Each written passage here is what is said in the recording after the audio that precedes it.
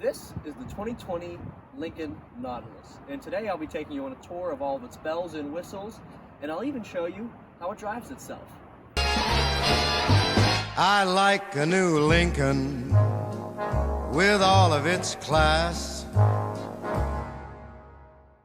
When Lincoln introduced the Lincoln Nautilus, it was a refresh of the Lincoln MKX, which has been in Lincoln's lineup for about 10 years. You have your new Lincoln signature grille that was put on the front end here, and I really like the way the Nautilus wears it. You have your Lincoln logo mesh grille here that surrounds the large Lincoln star here, so you have like a galaxy of Lincoln stars here. I also like the LED headlamps up here, and I also like how they integrated the turn signal into the bumper here, so your daytime running lamps do not have to come off when you put the turn signals on. Very nice feature, Lincoln. On the side here, you have the Nautilus side badging, which just about every vehicle in Lincoln's lineup is wearing now, the side badging. I really like that there. And then when you walk up to the car at night, it recognizes your key fob, and it actually projects Lincoln logos onto the floor here. Very nice design, I think. And then you also have your keyless entry code here, where you can type in a 5-digit code and the vehicle will unlock. You can also lock the car from the keyless entry code by clicking 7, 8, and 9, 0. And then the mirrors will fold in for you. Also a very quirky feature for you. The back end here is very clean. For the most part, all you see is the Lincoln badging here, and they did wrap the taillights in black. Gives it a very sporty but elegant design. And then you have your cargo protector here, which was installed by the dealer. This just makes it so you don't scuff up your bumper when you're pulling your luggage out or whatever the case might be. And standard in the Nautilus across the board is a foot-activated lift gate. All you do is swipe your foot underneath, and then the trunk will pop up for you. Tons of cargo space back here. You shouldn't have a problem fitting 4 bags of golf clubs here, and you can mechanically release the second row here by these levers right here. So a ton of room back here, and you even have, this one even has the all-weather mats installed with it too, which is a nice feature, especially if you live in Pittsburgh and you get snowy winters like we do. The back seat for this vehicle is very generous. In 2016 with the MKX edition, it actually had best-in-class back seat room. But I'm gonna have my cameraman sit in the back seat here. He's 6'4", just to give you a visual of what he looks like in the back seat. Notice this seat is all the way back. Pretty good room, I'd say, for a 6'4" guy in the back of a mid-size SUV. Really nice design back here. I like the rims as well. The exterior styling of Lincolns has dramatically increased over the last few years. You know, 10 years ago, Lincoln was kind of known as a rebadged Ford, but I definitely give the Nautilus exterior styling a big thumbs up. So we're gonna take it for a ride. You can even see how it drives itself. So the interior of the Lincoln Nautilus is definitely very quiet and cushy. They use acoustic laminated glass up front, and what that does for you is basically give you a sealed glass that gives you a very smooth and quiet ride. And then the glass actually fits up into this frame here, which is very thick, kind of like an airplane. When you close it, you can really hear how thick this door is. Kind of like a safe. It really seals you off from the rest of the world. Push to start right here. And then it has Lincoln's Select Shift up here. Gives you a lot of space. You have some cubbies right here for you.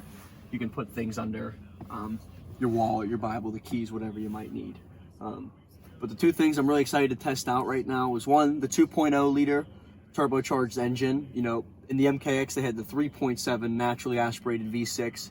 They went down to the 2.0, and Lincoln thinks that a turbocharged 4-cylinder with an 8-speed transmission is more than enough power that you will need to get around town.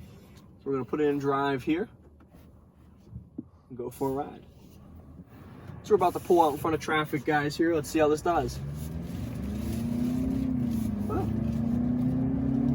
that's pretty good power out of a 4-cylinder. Not overwhelming power, but definitely enough to pull out in front of some vehicles onto a main road. You also have your wireless charger up here. I really like where it's located too. All you have to do is lay your phone in there and it'll charge for you. Really easy to use. It would indicate wireless charging up here as it just did. I'm surprised this one actually charged because it has that little phone holder on it, but even through the phone holder, it will charge your vehicle for you. I also like, if you go into the settings up here, you have your 3 different drive modes. So if you hit your setting gear here, and you go to drive control, you have comfort, normal, and sport. This is for the handling of the vehicle and the suspension. It has an adaptive suspension and electric powered steering. So comfort mode is going to be your cushy, smooth, quiet Lincoln-esque ride. Whereas if you put it in sport mode, tightens everything up for you, a little bit more German-like drive for you. I do think most people who drive a Lincoln would leave it in comfort mode though. Now Lincoln also introduced a host of safety features that comes standard in the vehicle. It's called Lincoln Co-Pilot 360. Now don't confuse that with the 360 Plus, which is some of the technologies we'll be trying out today. Lincoln Co-Pilot 360 gives the Nautilus a lane keeping system, which will vibrate the steering wheel and also help you get back into your lane. Automatic braking, which works flawlessly. I tried it when I was in Michigan at the Ford test track, and they had us drive a Continental into a cardboard cutout of another Continental. And, well, the vehicle did what it was supposed to, and it braked for me at about 30 miles per hour. It was scary, but they said if we hit the cardboard cutout, it wouldn't be our fault. But no one did, and the car stopped every time like it was supposed to. Also, you get your backup camera standard, which is very nice. And then you would also get your automatic high beam standard. So those are the 5 features that Lincoln decided to put standard in the Nautilus, the Co-Pilot 360 package. Now, when you go to the reserve package in a Nautilus, you get the upgraded audio Revel system. And they have a little sample in here, and I like playing it for people because it sounds like Celine Dion or somebody who's a better singer than I am.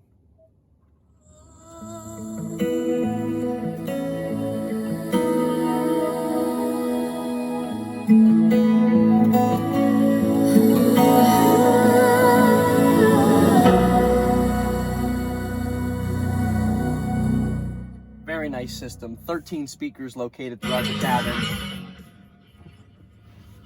The Revel system can cost 10 grand to get installed in your home. So to get it in a Lincoln at an affordable price is really nice for buyers who are interested in a very nice upgraded sound system. So one of my favorite features in the Lincoln is the auto hold feature.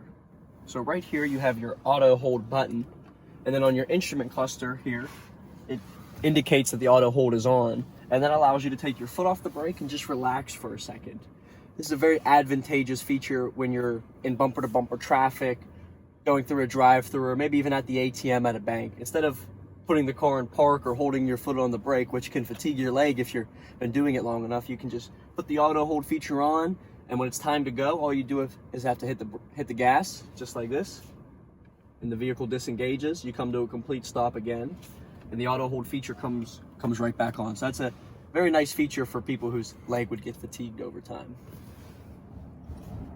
All right, guys, we're about to test out the self-driving system here and see how this 2.0 liter does on the Parkway here. We're on 376 heading down to Pittsburgh.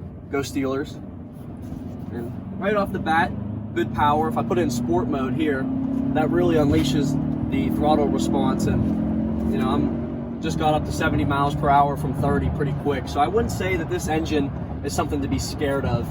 Me personally, I would opt for the 2.7, which gives you 335 horsepower, 380 pounds of torque, versus the 2.0's 250-ish horsepower and 280 pounds of torque. So almost 100 extra pounds of torque when you go to the 2.7. Now, the reason you guys are all watching is to see how this self-drives itself. So I got my lane keeping system turned on right here, and with Lincoln's new steering wheel, this button right here is the lane centering button. So this will center me between lanes. So I'm going to turn on my adaptive cruise control here, so we'll turn that on.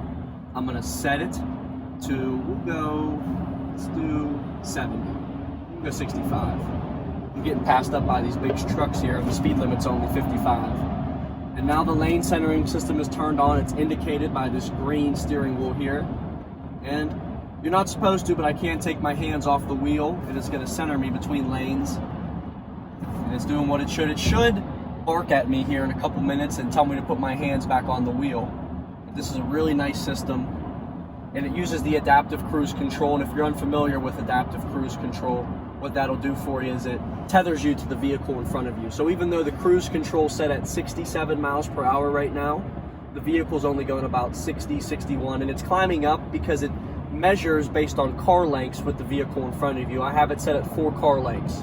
So if a vehicle protrudes within those 4 car lengths, the vehicle will automatically sense that and slow it down. But even with my hand on the wheel here, it is doing everything for me. I am not putting any input into the driving here. And it's a little scary because we have this big 18-wheeler next to us, but the vehicle's doing well on its own. We got a little turn coming up here, so we'll see how it handles the turn here.